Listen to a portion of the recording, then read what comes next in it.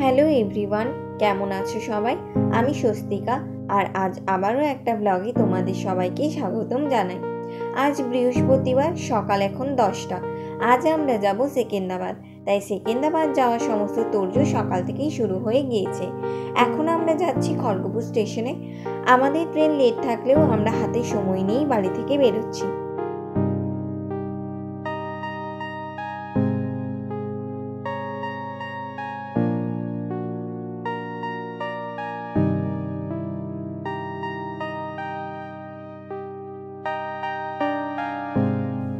একদিকে বেড়াতে যাওয়ার আনন্দ হলেও মনটা একটু খারাপ, কারণ আজ কালী পুজো আর আমাদের বাড়ির সামনে 4টে কালী পুজো হয়, তাই আনন্দ করতে পারবো না বলে মন খারাপ।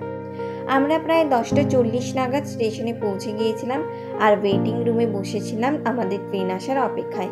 আমাদের ট্রেন প্রায় 1.5 ঘন্টা লেট করে 12:30 নাগাদ এসেছিল স্টেশনে। সকাল 9টায় আমরা টিফিন করেছিলাম আর এরপর শুধু চিপস খেয়েছিলাম, তাই আমাদের খিদে পেয়ে গিয়েছিল আর অনেকটা বেলা হয়ে যাওয়ায় আমরা আমাদের দুপুরে খাবারটা খেয়ে নিচ্ছিলাম। এরপর বাইরে সুন্দর দৃশ্য দেখতে দেখতে আমরা আমাদের সময়টা পার করছিলাম। এরই মাঝে আমরা চা খেয়ে নিই আর চিল্কা আসার অপেক্ষায় বসে থাকি।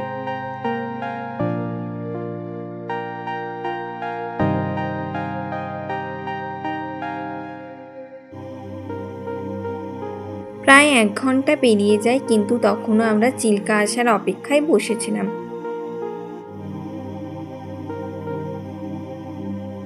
প্রায় 2.5 ঘন্টা ধরে চিল্কা আসবে এই কথাটা শোনার পর সন্ধ্যে 7:30 নাগাদ আমরা চিল্কার দেখা পাই, কিন্তু সেই সময় অন্ধকার হয়ে যাওয়ায় কোনো ভিডিওই আমি করতে পারিনি, যে কারণে কোনো ভিডিওই তোমাদের সঙ্গে আমি শেয়ার করতে পারিনি। এই ভিডিওটা পরের দিন সকালেই, আর রাত্রিবেলা আর কোনো ভিডিওই করা হয়নি, কারণ আমাদের পাশের কামরায় একজনের ফোন চুরি হয়ে যাচ্ছিল। তো যিনি চুরি করছিলেন তাকে ধরা হয়ে যায় এবং তারপরে সে আমাদের কামরায় ওঠে, যে কারণে আমি আর কোনো ভিডিও করার সাহস পাচ্ছিলাম না। সকালে আমরা প্রথমে টিফিন করে নিই, কারণ আরেকটু পরেই আমাদের ট্রেন সেকেন্দ্রাবাদে ঢুকে যাবে। আর এখানে আমার দিদি দেখাচ্ছিল যে ও লঙ্কা খেতে পারে, কিন্তু এই লঙ্কাটাই কোনো ঝালই ছিল না। এরপর আমাদের ট্রেন সেকেন্দ্রাবাদে ঢুকে গিয়েছিল, তাই আজকের ব্লগটা এখানেই শেষ করলাম। দেখা হচ্ছে নেক্সট ব্লগে।